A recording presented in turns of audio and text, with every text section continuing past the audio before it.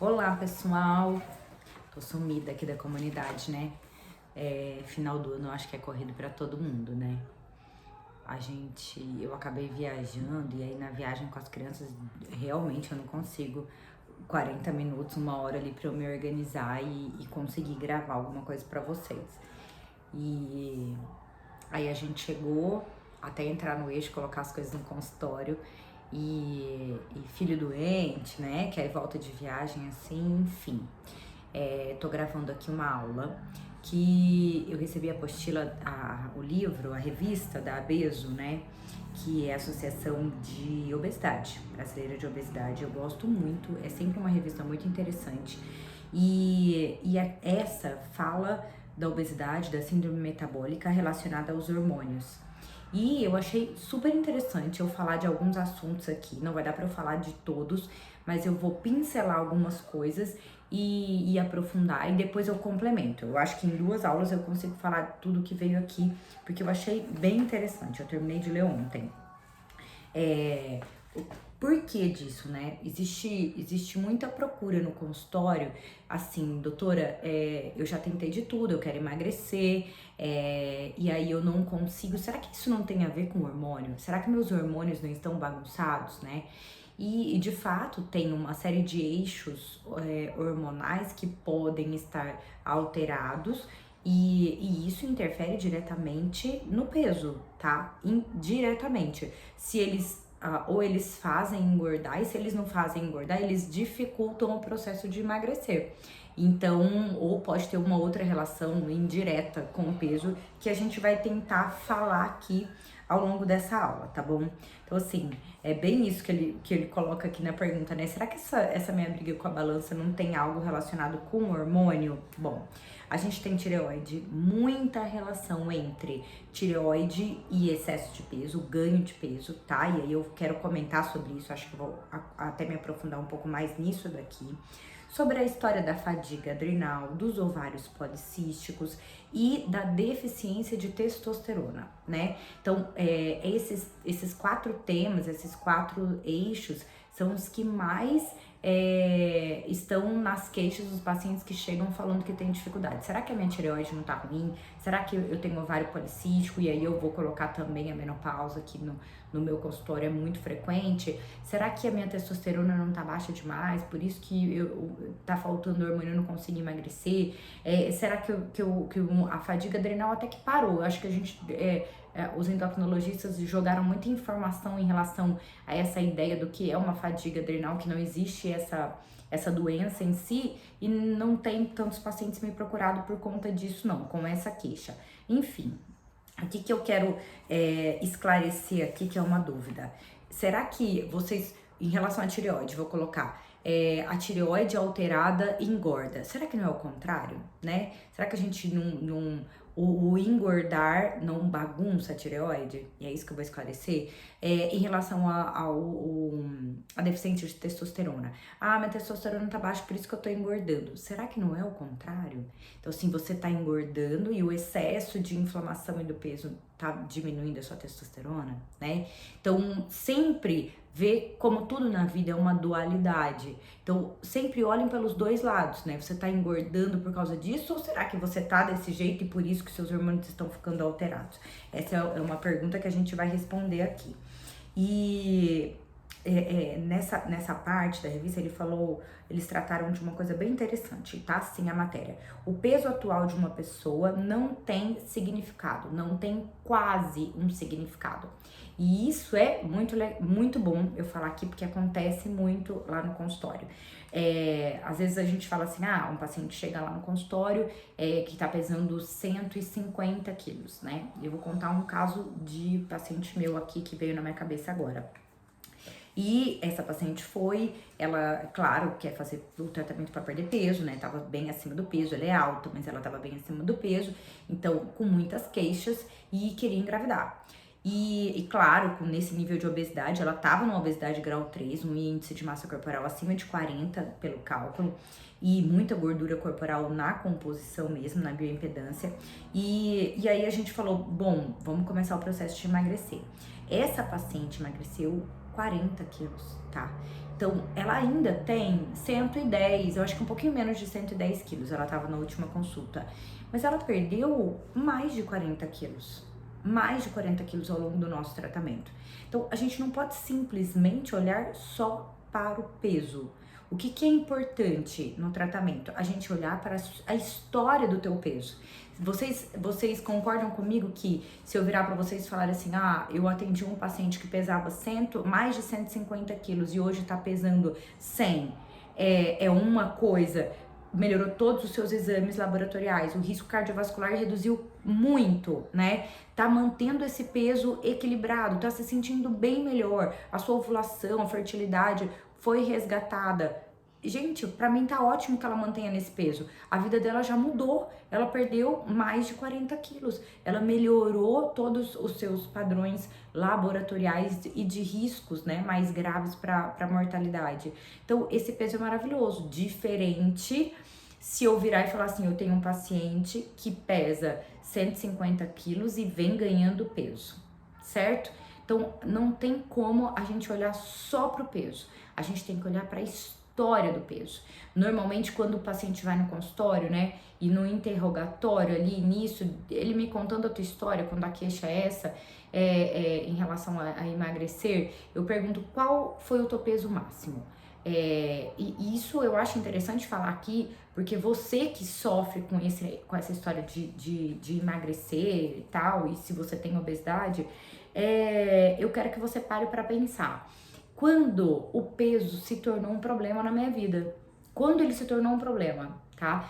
Então, foi na adolescência, foi na infância, você conseguindo, volta, né? Volta a tua história lá atrás e vê quando começou a ficar diferente. Quando começou a você ter alguns sintomas e a sua vida não ficar tão legal mais por conta do excesso de peso. E o tão legal é relacionado, assim, à autoestima, à saúde, à dor pelo corpo, ou algum problema já secundário a esse excesso de peso, entendeu?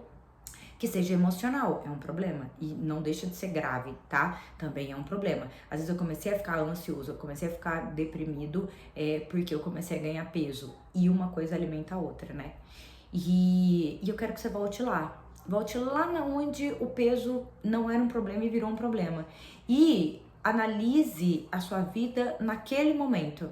Fala quando isso começou, né? Essa história de peso, quando isso veio? Aconteceu isso, meus pais separaram, ou não, eu tive um problema financeiro, mudei de cidade, ou eu fiquei, naquela época eu tava, sei lá, prestando vestibular, fiz uma coisa que eu não queria, sabe assim? Eu quero que vocês voltem na história de onde vocês começaram a ganhar peso, de onde vocês começaram a abrir um quadro, vamos supor, de compulsão alimentar, às vezes vocês não sabem o diagnóstico exato, mas que vocês começaram a comer diferente, e começou a sua vida a entrar em desordem, em desequilíbrio por causa disso. E parem para analisar o que aconteceu na vida de vocês em todo o contexto da vida naquele momento. Porque é preciso que se resolva aquilo, né? Que se ressignifique tudo aquilo que aconteceu para que você entenda enquanto a gente vai tratando o peso hoje, né? Porque a gente vai emagrecendo, vai tratando a sua perda de peso, mas é preciso que você resgate onde isso começou para que você consiga mudar. A gente nunca consegue mudar um hábito se a gente não reconhece o que tá errado, tá? Então, primeiro a gente tem que analisar isso daí para depois a gente começar a mudança e pensar numa manutenção de peso. Oi, amor? Pode. Pode. Fecha a porta pra mamãe, tá? Que a mamãe tá gravando a aula. Tá, então isso também é interessante. A gente não só olhar pro peso, mas a gente olhar pro histórico do peso, tá bom? Vamos lá. Agora, ele fala muito profundamente aqui na revista, claro, porque é científico, sobre a questão do ovário policístico, né?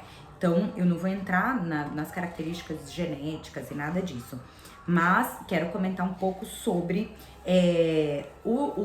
a relação que existe em uma mulher que tem ovários policísticos. Então vamos começar definindo o que é a doença do ovário policístico.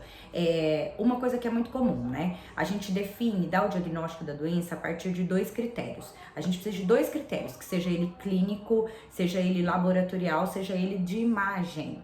Então, muitas vezes eu falo assim, nossa, clinicamente pode ser que você tenha ovário policístico para paciente. Ela fala assim, não, doutor, eu já fiz um ultrassom e o ultrassom tá normal. Então, não necessariamente a gente precisa da imagem do ultrassom mostrando lá os cistos com uma característica bem específica, bem patognomônica, que a gente chama para dar o diagnóstico. A gente pode ter o diagnóstico de ovário policístico, de síndrome dos ovários policísticos, sem ter uma imagem positiva. Eu posso ter as características diagnósticas, os diagnósticos clínicos e laboratorial. Eu preciso ter 2 critérios, tá? Normalmente, o que cursa essa doença do ovário policístico?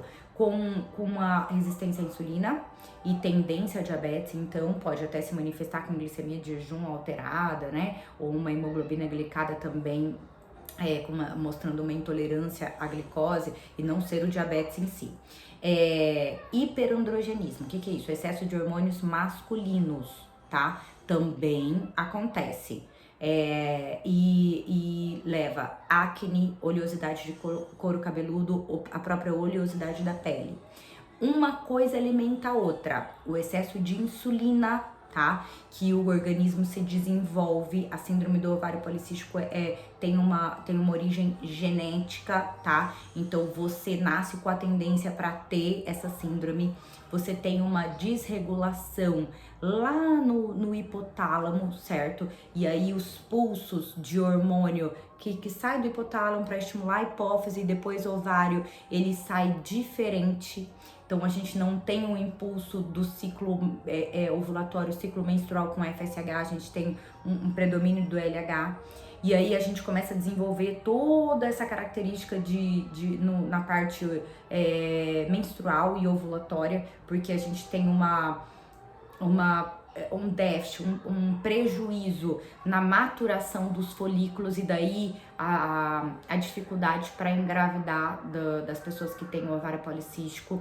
Então começa a ter, além do excesso de hormônio masculino, os folículos eles não estão tão bem preparados, tá? E aí a gente precisa tratar para que o eixo comece a normalizar, e às vezes o tratamento do ovário policístico você faz depois de 1 ano que você vai ter folículos completamente maduros e bons, né, para que a fertilidade aconteça. E aí eu quero dizer também que a resistência à insulina acontece no músculo, no fígado, no tecido adiposo, mas não acontece no próprio ovário. Então a hiperinsulinemia que acontece rebote a essa resistência dada do ovário policístico, ela retroalimenta o ovário e estimula ainda mais a produção dos hormônios masculinos. E então, isso é basicamente, assim, amplamente o que acontece nos seus ovários, tá? E o que isso tem a ver com o excesso de peso? Que isso pode bagunçar, sim, os hormônios relacionados à fome, tá? Mas o que existe mais de evidência é que quem tem o ovário policístico, ele tem uma tendência maior a ter obesidade, mas são os pacientes obesos que têm tendência ao ovário policístico a desenvolver mais a doença.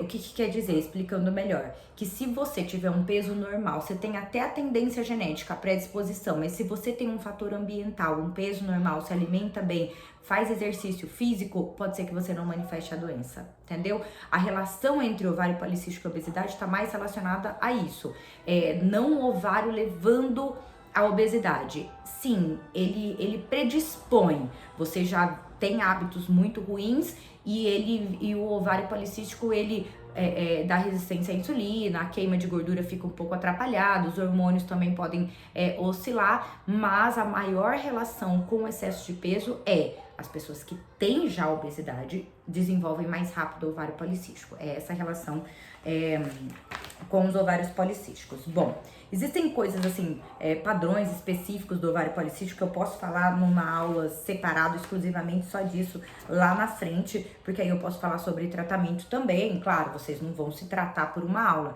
mas vocês saberem o porquê que às vezes a gente usa um contraceptivo, um anticoncepcional, que eu, Mariane, particularmente não gosto de prescrever aos pacientes, mas no caso de ovário policístico é necessário, porque é um tratamento, entendeu?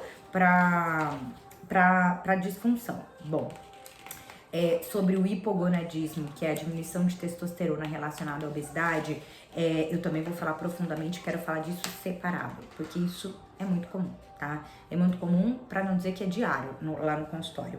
E a relação é exatamente o contrário do que eu disse, né?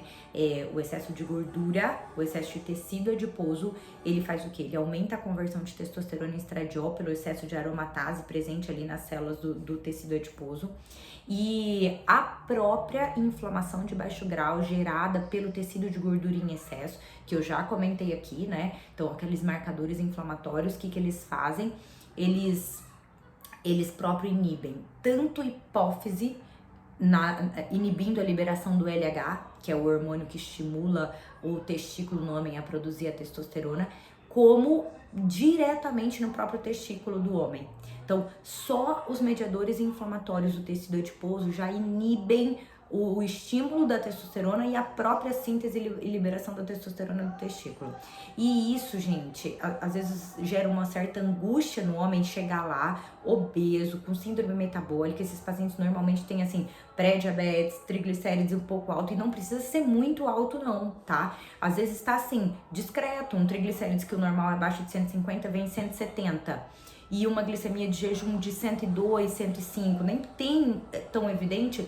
E dependendo da genética, do quanto tem de tecido adiposo acumulado, isso já libera substâncias inflamatórias suficiente para baixar a testosterona. E eu já vi testosterona masculina abaixo de 100, né? Enquanto o normal para o homem é acima de 300. E aí o que acontece? O paciente chega obeso ou em sobrepeso com alterações laboratoriais, que a gente pode classificar como síndrome metabólica na maioria delas, e vem a fadiga, porque aí a inflamação diminui a testosterona, e a testosterona, gente, dá vigor pro homem, até porque o corpo do homem, ele tem numa proporção muito mais testosterona do que o estradiol. Então você tira o hormônio predominante do organismo masculino, ele tem cansaço, ele tem fadiga, não é só potência sexual, ele começa a perceber uma mudança de rendimento, e até a parte cognitiva do homem fica prejudicada.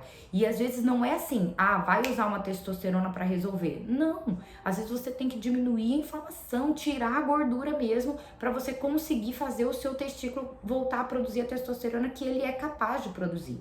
E qual que é o nosso trabalho ao longo disso? Normalmente eu inicio com a perda já de gordura e eu avalio o testículo. Eu vejo se esse testículo já desbloqueia e já volta a produzir por si só a testosterona.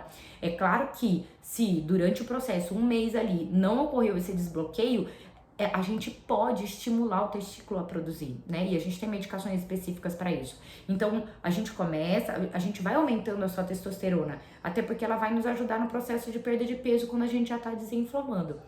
Então, o hipogonadismo masculino relacionado à obesidade é muito mais uma consequência da obesidade e não ele causando a obesidade também. E agora, eu quero finalizar esse vídeo falando do real papel da tireoide na história do ganho de peso.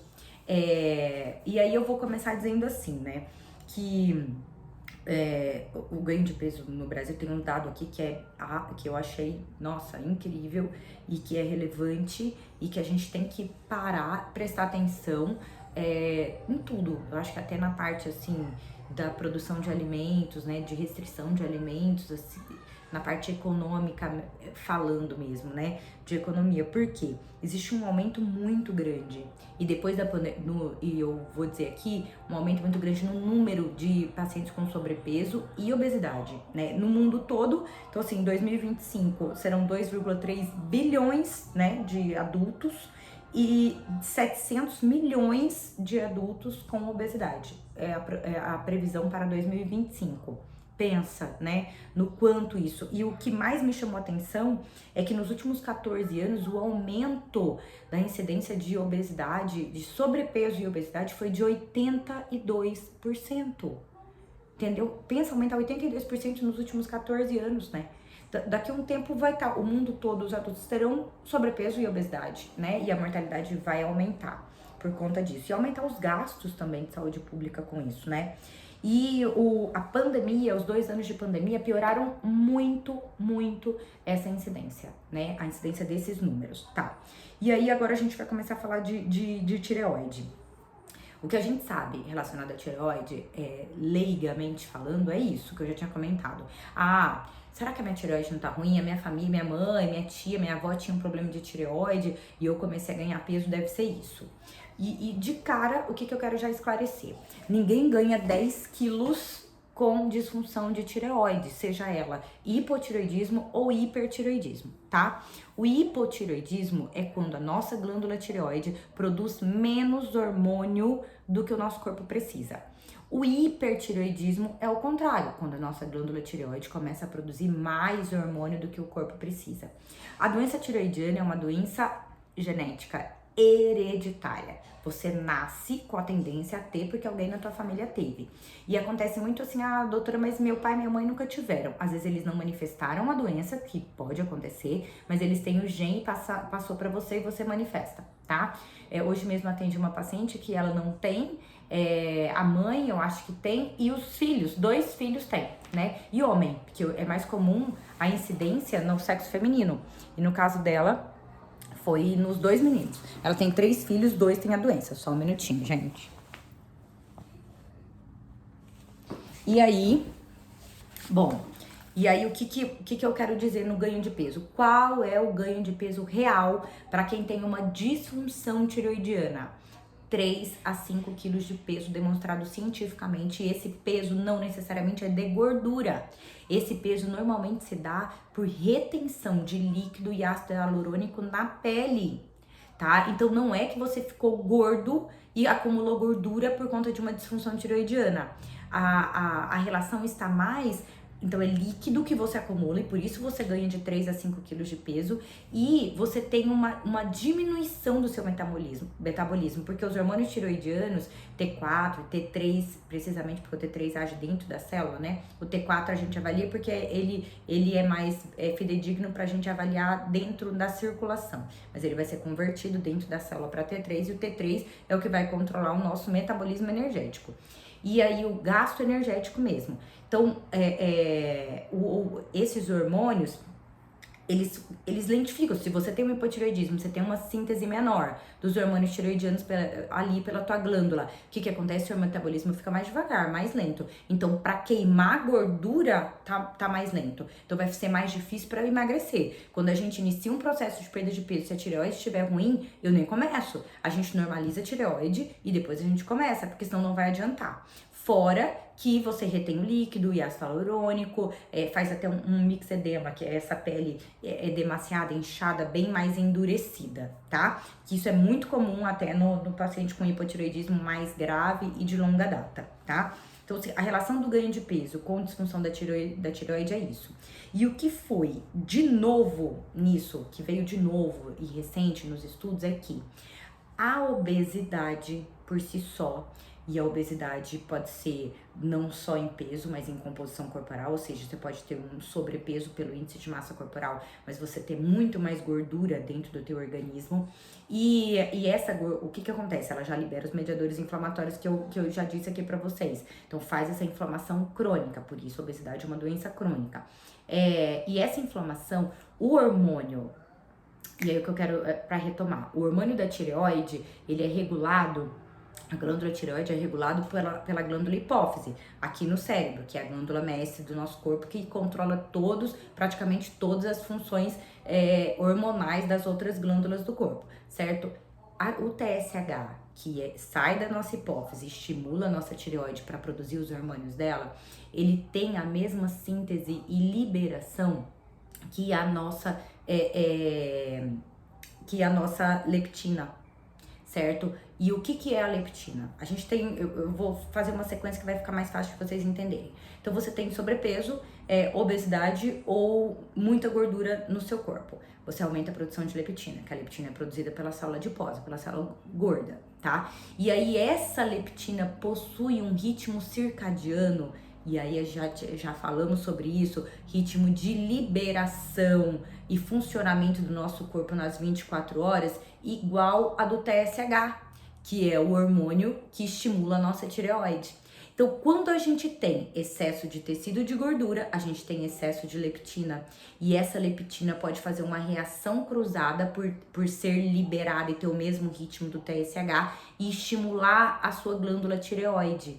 Por que a gente tem essa evidência já? Existem pacientes obesos que começam a alterar o TSH, que começam a alterar, a fazer no exame ultrassonográfico da tireoide, tireoidite, né? E às vezes essa tireopatia não é por tendência genética, de fato. A gente dosa os anticorpos estão negativos, né? E isso vem somente do excesso de leptina, fazendo uma reação cruzada e estimulando a nossa tireoide dessa maneira, tá? Então, além da tireoide levar a esse ganho de 3 a 5 quilos, mas não necessariamente de gordura, a obesidade, o sobrepeso, o acúmulo de tecido de gordura pode fazer uma tireopatia, uma tireoidite, que não necessariamente vai ser uma disfunção longa, né? Aquela disfunção crônica da doença tireoidiana mesmo. Pode ser transitório. Quando a gente pega um paciente que tem obesidade e a gente começa a tratar e já começa a perder peso e tem um TSH alterado já, que é o hormônio que estimula a nossa glândula tireoide, com um T4 livre, com os hormônios da glândula ainda normais, aguarde, vamos emagrecer, diminuir a inflamação, a leptina e vamos reavaliar essa tireoide. Pode ser que ela entre no eixo, isso é muito comum, tá? Então, na primeira alteração de tireoide, já não começa a tomar o hormônio, você que não tem o diagnóstico, né? Procure um médico para que ele possa avaliar e ir acompanhando. Pode ser que você não precise desse tratamento, né? A gente pouco sabia dessa relação inversa, que a própria obesidade pode simular uma tireoidite e isso ser transitório. A gente melhorando a obesidade, a gente melhora a função tireoidiana e você não precisa de medicação pro resto da vida, tá? O que mais que eu quero dizer? Eu acho que era isso que eu achei mais importante. Tem umas coisas bem mais específicas aqui, né? Que a obesidade, ela interfere muito na nossa imunidade. E a doença tireoidiana, ela é uma doença autoimune.